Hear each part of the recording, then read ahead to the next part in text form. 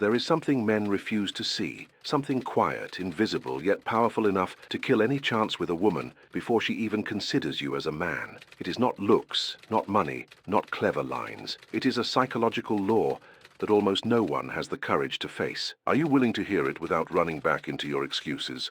Why does trying harder so often make you less desirable? Why does her desire vanish the more you chase her approval? And why can a woman feel your insecurity even when you say almost nothing? Most men walk into the realm of seduction like blind men in a dark hallway, touching the walls, stumbling over their own neediness, convinced they lack beauty, status, or perfect phrases in order to be wanted. The truth is harsher and more liberating. You do not lose because you are not enough. You lose because you do not understand the silent game of desire. Seduction is not emotional begging or exaggerated effort. Seduction is directed perception. It is calibrated presence. As Robert Greene points out, power is not what you do, but what you make the other person feel. When you apply this principle to female desire, you begin to understand why so many men fail before anything real begins. They give away value long before there is an interaction. They project intensity before there is reciprocity. They believe being extra nice creates attraction, but in reality, it makes them predictable, transparent, emotionally easy. They reshape themselves to be liked and become invisible in the process, all because of one subtle and deadly confusion. They mistake attention for approval. A woman can look at you without wanting you. She can talk to you without ever considering you. Yet the emotionally starved man reads perception as validation. He reveals intention before there is desire, exposes need before there is connection. Without saying it, he is begging to be loved. That emotional signal is read as fragility, as urgency, as dependence. Evolutionary psychology has been hinting at this for years. Experiments have shown that overly accommodating men are quickly classified as emotionally fragile, costly, low selectivity partners. They are not seen as an option, but as a potential burden. Write reality if you're willing to admit you have felt this. When a man gives himself away too soon, his energy screams that he needs to be accepted, and no woman truly desires the man who emotionally pleads for permission to exist in her presence. David Buss and others have described how the female mind often associates emotional dependence not with charm, but with risk. Risk of drama, risk of instability, risk of emotional overload. Instinctively, she distances herself. An anxious man is not a promising investment. He is a dangerous bet. The engine of attraction is contrast. When you are emotionally self-sufficient, you do not chase connection, but you do not run from it either. You do not beg for attention, yet you do not avoid intimacy. You become a solid presence, a stable mystery.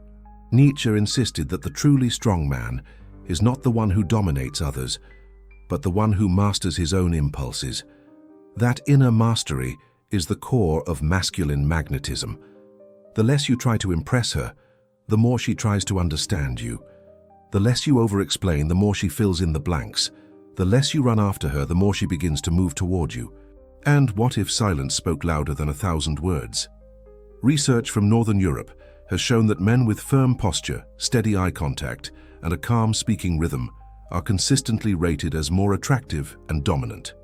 Not because of special speeches, but because of how they carry themselves.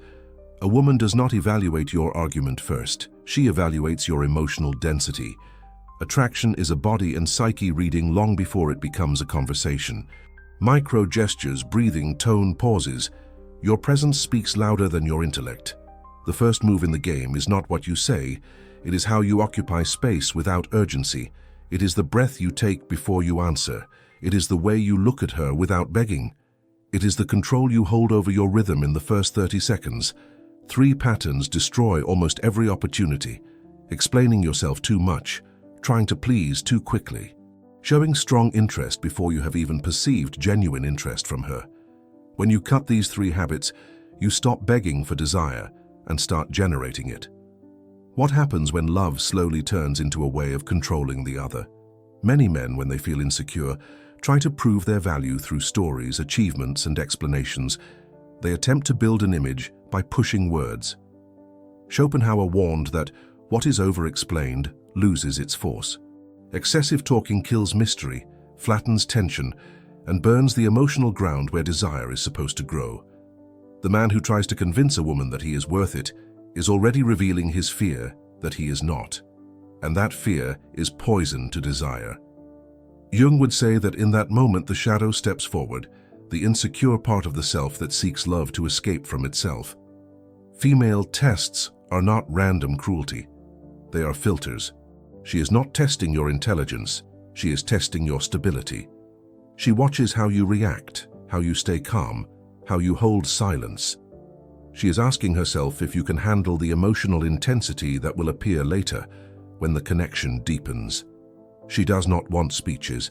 She wants consistency. A man who collapses in the face of a tiny emotional pressure will fall apart when things get real. When she feels fragility, she retreats. When she feels inner control, she invests. And what if real power was not in controlling someone else, but in mastering the impulse to be loved? Female attraction responds to controlled ambiguity, being present without being desperate, having interest without need, being kind with limits, being available without being surrendered. Studies on romantic interest have shown that moderate unpredictability increases curiosity and emotional engagement. This is not about manipulation, it is about emotional rhythm. Sometimes intense, sometimes neutral, sometimes direct, sometimes contemplative. That movement creates tension. Tension awakens curiosity. Curiosity opens the door to desire. The moment she begins to try to decode you, she has already started to invest emotionally. And if fear were the most common costume of desire, we live trapped in a dopamine loop. Notifications, likes, short replies from women that trigger tiny hits of reward. The modern man confuses attention with connection, reply with interest, interaction with attraction. He becomes addicted to crumbs of emotional validation and begins to act like a child chasing small doses of sugar. A man addicted to approval does not lead the interaction. He is led by it. Work in social neuroscience has shown that female reward systems light up more strongly when interacting with emotionally regulated men. The more grounded you are, the more pleasant her brain finds your presence. What ignites true desire is not desperate intensity, but inner rhythm, a soft, elegant dominance. Not aggression, not robotic coldness. The ability to rule your own energy instead of trying to control hers. Creating tension with your eyes while calming her nervous system with your voice. Alternating silence and presence. Building curiosity with pauses instead of panic. Research on speed dating has shown that subtle body language and intentional pauses strongly influence female interest within seconds. This is not theatrical performance. It is emotional intelligence embodied. But what happens when the mind stops obeying desire? A man who controls his emotional rhythm can move something inside her without exaggeration, without begging, without proving anything. His body confirms what his mind already chose. He speaks more slowly. He breathes before responding. He uses his gaze as a bridge rather than a plea. He alternates tension and relaxation. That cadence creates depth, the feeling that you are standing in front of someone who perceives, who understands, who hears what is not spoken. That is where real magnetism is born. When you master your energy, she feels stability, and true stability is intoxicating. The truth most men deny is this: a woman is not drawn to what you say, but to what your energy reveals about you beneath your words. The feminine does not decide only with logic, it decides with perceptions. Before she hears your story, she has already read your posture. Before you finish your sentence, she has already measured your emotional rhythm. Jung argued that the shadow does not hide in what we keep secret, but in what we radiate without noticing. That vibration is what determines whether you are compelling or forgettable. A needy man hunts for connection like a beggar. A stable man allows connection to form around him. He does not chase. He does not demand. He is not asking, "What do I need to do so she likes me?" every second in his head. He stands anchored in a clear inner center, almost silent, letting the interaction be built from his presence rather than from his anxiety. Where there is calm, there is weight. Where there is weight, there is magnetism. And what if silence spoke louder than 1,000 words? Women are not searching for a flawless man. They are searching for a man who does not crumble under their emotional intensity. That is why those so-called tests appear. They are not childish games. They are biological selection mechanisms.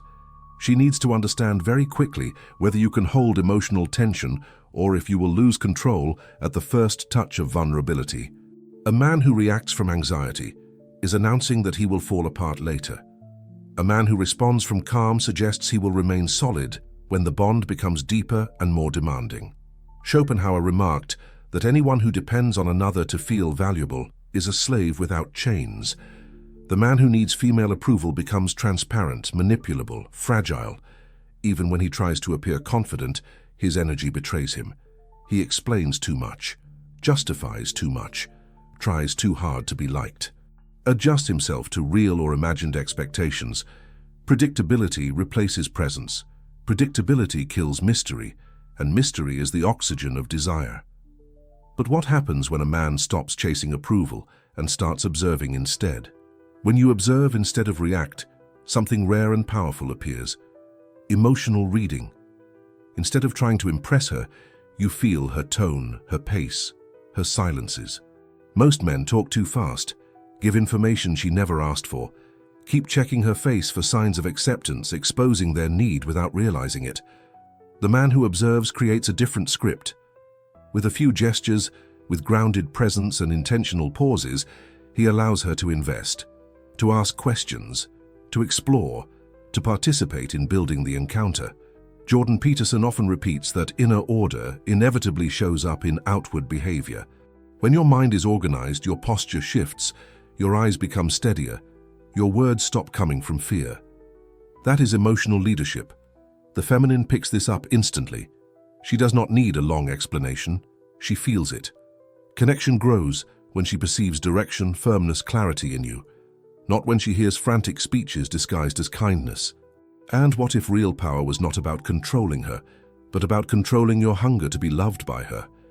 Here lies the line between an attractive man and an anxious man. The attractive one lets her step into the mystery.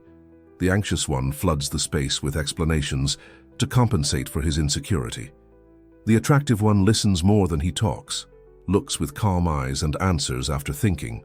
The anxious one speeds up his speech, looks for certainty, tries to secure affection without building tension first.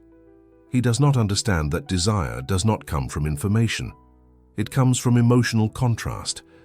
Modern research on relationships supports this. Romantic curiosity increases when the other person is not completely legible.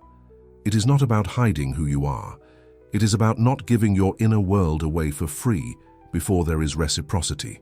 When you show yourself with calm and with boundaries, she senses there is something deeper behind you, something that must be discovered, not something you are desperately pushing into her hands.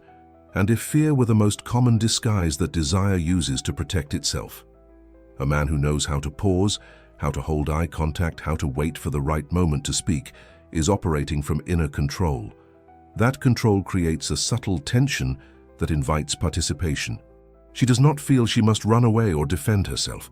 She feels curiosity. She feels intrigue. She feels the pull to understand who this man is, who does not panic about being accepted. This is the birthplace of authentic interest, not because of what you say, but because of who you are while you say nothing. And that is why, as Machiavelli would say, the man who rules his mind rules his world, and the one who does not master himself lives as a slave to his own desire.